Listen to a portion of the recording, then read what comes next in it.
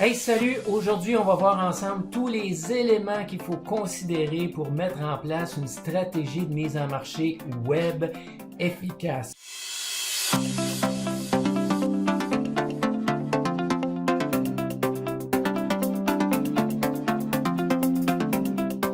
Habituellement, ce qu'on voit dans le marché, c'est on veut attirer des prospects pour pouvoir leur présenter notre offre, notre produit.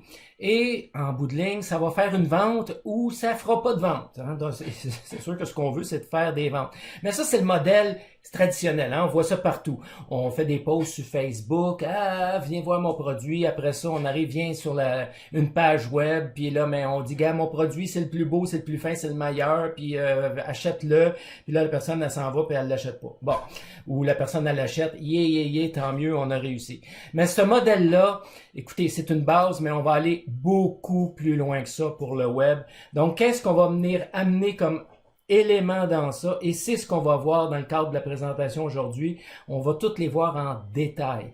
Autrement dit, ce qu'on veut, c'est attirer des prospects, oui. On veut leur présenter notre offre et nos produits, oui. Mais ça va nous prendre un bon discours de vente, par exemple, ici, qu'on va voir c'est quoi.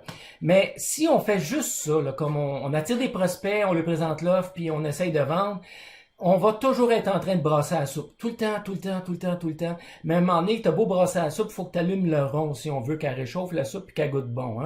Donc, ce qu'on va vouloir faire maintenant dans le processus, c'est qu'on va rajouter des étapes pour capter le contact, pour pouvoir générer des listes. On va se créer une audience. Pourquoi on va vouloir faire ça? C'est parce qu'on va vouloir communiquer avec les gens. C'est pas parce qu'on les a parlé une fois qu'ils sont prêts à acheter, là.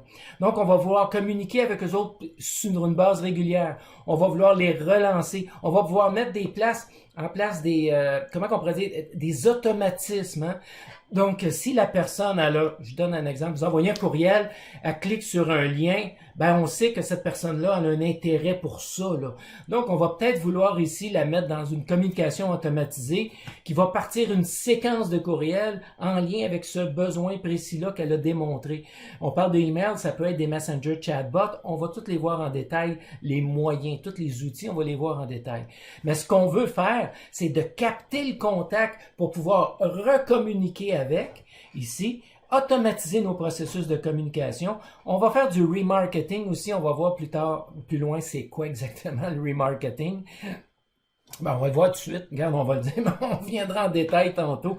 Le remarketing, c'est qu'à partir du moment où il y a quelqu'un qui démontre un intérêt pour notre produit ou pour notre service, entre guillemets, là, puis je le dis sans méchanceté, on veut plus le lâcher. On veut s'assurer qu'il va nous revoir. Tu sais, Amazon, vous allez magasiner pour une hausse de jardin, vous allez avoir la hausse de jardin en face pendant 5, 6, 7, 8 jours, tant aussi longtemps que vous ne l'aurez pas acheté. Puis même si vous l'achetez, vous allez l'avoir encore d'en face. Donc, le remarketing, il peut être bien fait, puis il peut être moins bien fait. On va voir ça ensemble.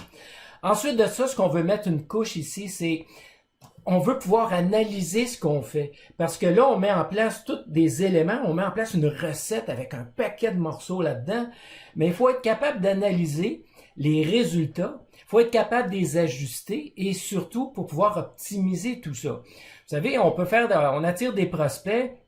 On a une machine marketing sur Facebook, sur Google AdWords, on a des landing pages, tout ça marche, on arrive au bout, et le téléphone sonne, puis on se dit, bon, mais hey, le téléphone sonne, j'ai des ventes, puis tout ça, excellent. Mais on peut dire, est-ce que je peux en faire plus? Est-ce que je peux convertir plus de visiteurs en clients? Est-ce que je peux arriver à dire, ils se rendent jusqu'à telle place dans mon processus, mais ils débarquent?